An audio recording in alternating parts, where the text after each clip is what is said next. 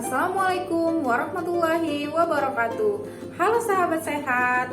Perkenalkan, nama saya Friska Widyasuti. Saya seorang nutrisionis di RSUD Ratu Aji Putri Botu.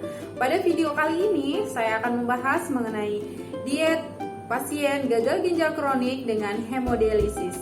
Yuk kita simak videonya. Apa sih diet gagal ginjal kronik dengan hemodialisis? Diet gagal ginjal kronik dengan hemodialisis yaitu diet yang diberikan kepada pasien yang mengalami penurunan fungsi ginjal tahap akhir dengan terapi pengganti. Jadi, diet ini diberikan kepada pasien yang sudah rutin menjalani hemodialisis. Pada pasien dengan hemodialisis diharapkan mengkonsumsi makanan yang cukup energi dan mengkonsumsi makanan tinggi protein untuk menggantikan kehilangan asam amino dan zat gizi lain yang hilang selama proses hemodialisis. Anjuran diet didasarkan pada frekuensi dialisis, sisa fungsi ginjal, dan berat badan pasien. Tujuan diet gagal ginjal kronik dengan hemodialisis yang pertama, mencegah defisiensi zat gizi dengan cara memenuhi kebutuhan zat gizi. Kedua, mempertahankan dan memperbaiki status gizi agar pasien dapat melakukan aktivitas normal sehingga mempunyai kualitas hidup yang lebih baik. Tiga, menjaga keseimbangan cairan dan elektrolit. 4. Menjaga agar akumulasi produk sisa metabolisme tidak berlebihan. Prinsip diet gagal ginjal kronik dengan hemodialisis. Yang pertama yaitu rendah natrium. Kelebihan konsumsi garam akan menyebabkan pasien mudah merasa haus, sehingga banyak minum dan dapat mengakibatkan pembengkakan, sesak nafas, tekanan darah meningkat, dan penyakit jantung. Natrium diberikan sesuai dengan jumlah urin yang keluar dalam 24 jam, yaitu 1 gram ditambah dengan penyesuaian menurut jumlah urin sehari, yaitu 1 gram untuk setengah liter urin. Berikut ini adalah contoh makanan tinggi natrium. Kedua yaitu diet rendah cairan. Pada pasien hemodialisis, mudah terjadi penumpukan cairan yang berlebih karena fungsi ekskresi ginjal yang terganggu. Pada pasien hemodialisis, cairan dibatasi, yaitu jumlah urin 24 jam ditambah 500-750 ml, atau disesuaikan dengan anjuran dari dokter. Ketiga, yaitu diet rendah kalium. Asupan kalium dalam jumlah cukup dibutuhkan untuk menjaga agar jantung berdetak dengan kecepatan normal. Namun, apabila konsumsi kalium terlalu berlebihan dapat berbahaya untuk jantung. Ginjal normal akan membuang kelebihan kalium dan natrium dalam tubuh. Namun, pasien dengan hemodialisis biasanya mengalami penurunan kemampuan tersebut, sehingga dapat mengakibatkan penimbunan kalium dalam darah. Asupan kalium pada pasien hemodialisis dibatasi, terutama bila urin kurang dari 400 ml atau kadar kalium darah melebihi batas normal.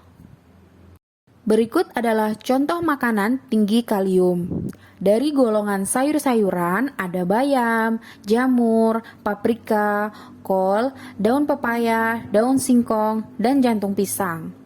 Dari golongan buah-buahan ada pisang, durian, alpukat, belimbing, apel, leci, nangka, dan mangga. Dari golongan kacang-kacangan ada kacang kedelai, kacang tanah, dan kacang hijau. Bagaimana ya cara mengurangi kadar kalium dari bahan makanan? Yuk ikuti tips berikut. Yang pertama, cucilah sayuran, buah, dan makanan lain yang telah dikupas dan dipotong-potong, lalu cuci dengan air mengalir. 2. Kemudian rendamlah bahan makanan dalam air pada suhu 50-60 derajat Celcius atau air hangat selama 2 jam. Banyaknya air kurang lebih 10 kali bahan makanan. Yang ketiga, buang air rendaman lalu bahan makanan dicuci di dalam air mengalir selama beberapa menit. Yang keempat, setelah itu masaklah bahan makanan tersebut. Lebih baik lagi jika air yang digunakan untuk memasak banyaknya 5 kali dari bahan makanan. Hal-hal yang harus diperhatikan dalam diet gagal ginjal kronik dengan hemodialisis. 1. Makanlah secara teratur, porsi kecil tapi sering.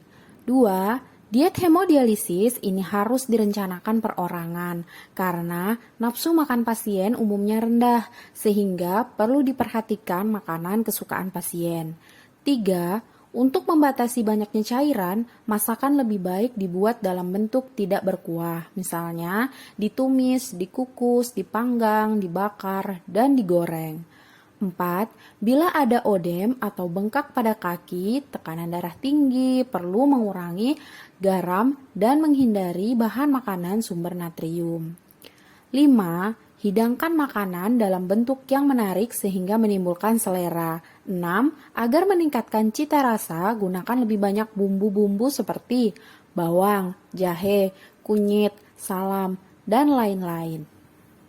Namun, pada pasien hemodialisis perlu diperhatikan juga prinsip diet untuk pasien yang menderita komplikasi penyakit lain seperti diabetes, hipertensi, CVA atau stroke, dan lain-lain. Perlu diperhatikan juga terkait prinsip dietnya. Berikut ini ada contoh menu untuk pasien diet gagal ginjal kronik dengan hemodialisis tanpa komplikasi.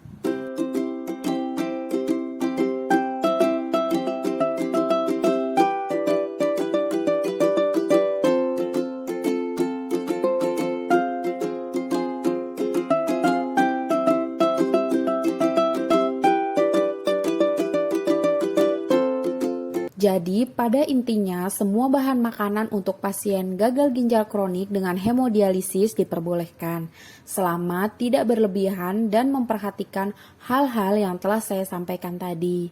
Demikian video dari saya, semoga bermanfaat. Terima kasih.